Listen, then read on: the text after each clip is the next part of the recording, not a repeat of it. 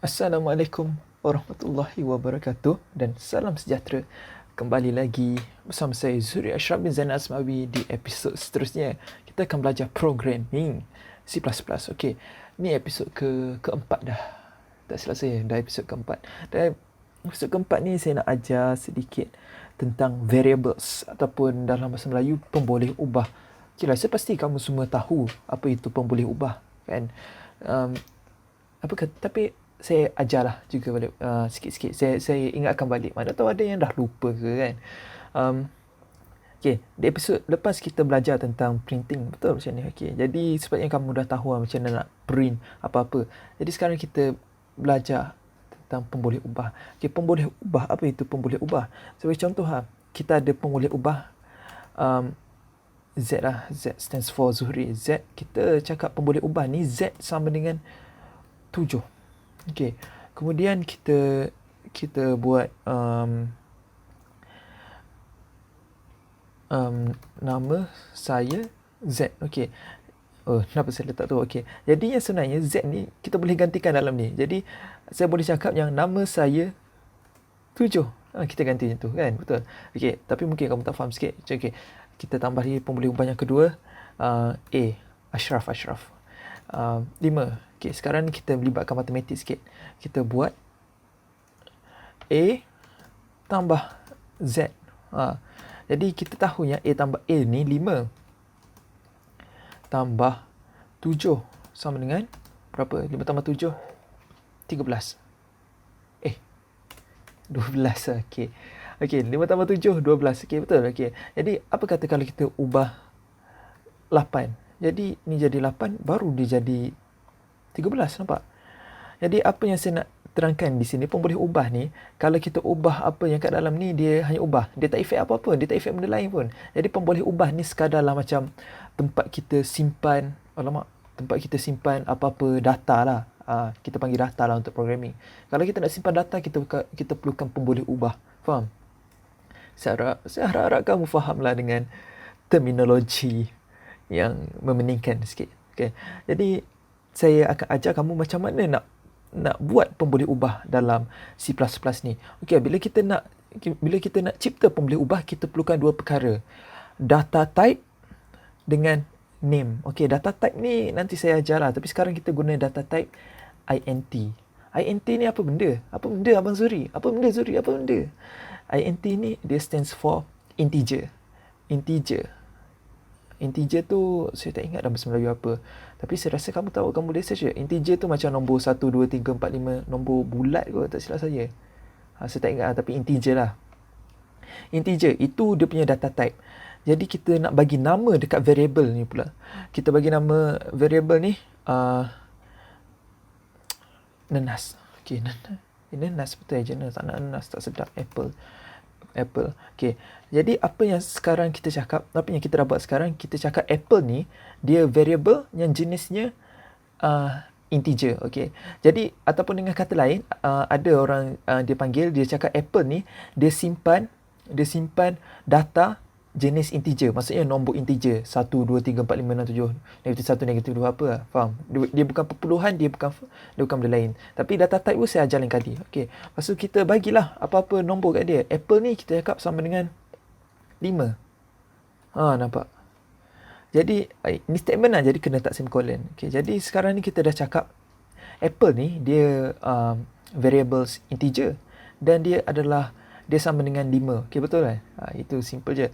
Okey, jadi sekarang kita cuba cout Apple. Okey, nampak? Jadi rasanya dia akan print apa? Kita run.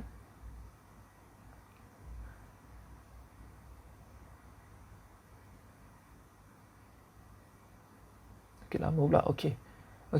Sorry lama. Okey. Kenapa dia tak print 5? Dia print Apple. Oh, pelik.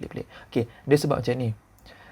Sebab kalau kamu letak double quote ni, kan, dekat Apple, dia akan print Apple. Nampak? Dia akan print exactly apa yang kita tulis. Itulah. Jadi untuk kita tak peningkan compiler, kalau kita nak print variable, kita jangan letak double quotation. Kita letak macam ni, print apple, nampak? Terus keluar. Okay. Jadi sebabnya kalau macam ni, dia akan keluar. Nampak? Dia akan keluar 5. Betul kan? Semudah ABC, print 5. Okay. Kalau kita ubah sekarang 9, dia akan sudah tentu dia akan print 9. Semudah itu, kan? Okey, 9. Okeylah. Jadi sekarang kita tahu macam tu.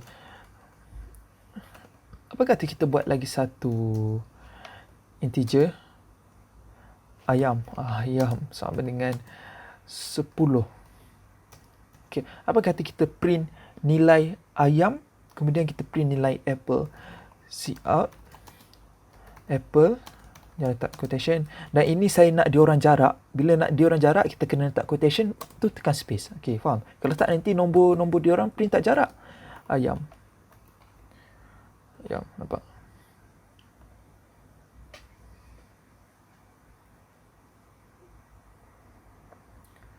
Ah, 9, 10.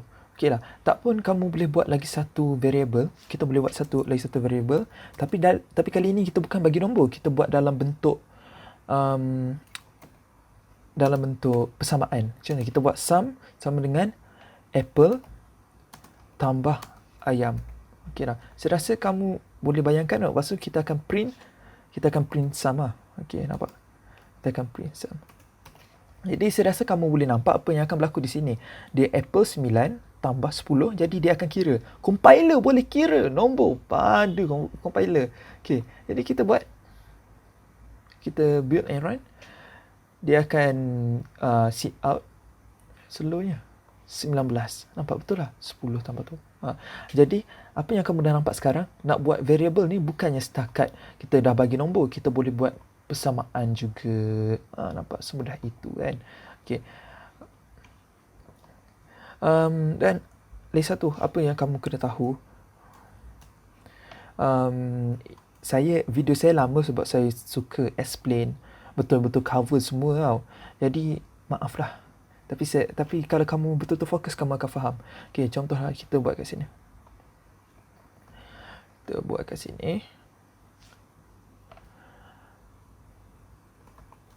Cout apple, kita jarak sikit, ayam. Lepas tu kita line baru, end line. Okey. Yang sum ni kita tutup dulu. Lambat-lambat. Okey. Kemudian kita sebut balik. Kita tulis balik apple. Kita nak tukar nombor kat apple. Kita nak tukar. Apple sama dengan 5. Ayam pun kita nak tukar. Ayam sama dengan 21. Tak awal tadi. Okey. Yang sebenarnya ni kalau kamu tak nak space pun tak apa, sebab yang sebenarnya space dalam C++ ni dia macam dia tak diberi perhatian sangatlah. Dia kurang perhatian. Okey. Jadi sekarang kita akan cout balik. Apple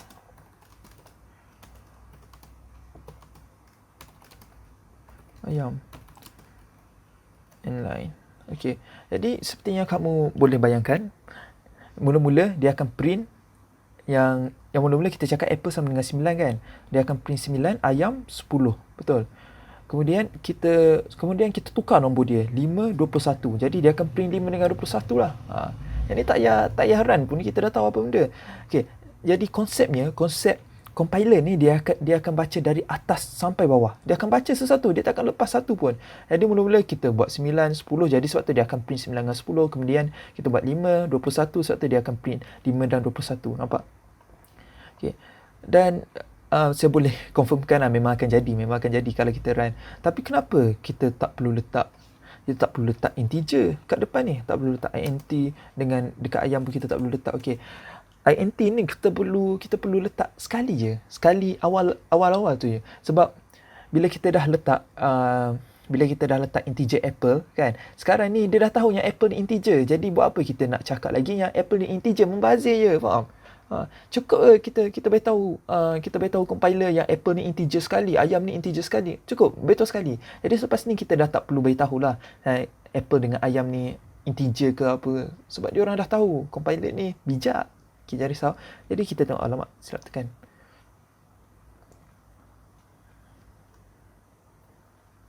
Okey, nampak? Mula-mula Apple 9, lepas tu ayam 10. Okey, new line Apple 5, ayam 21. Itulah.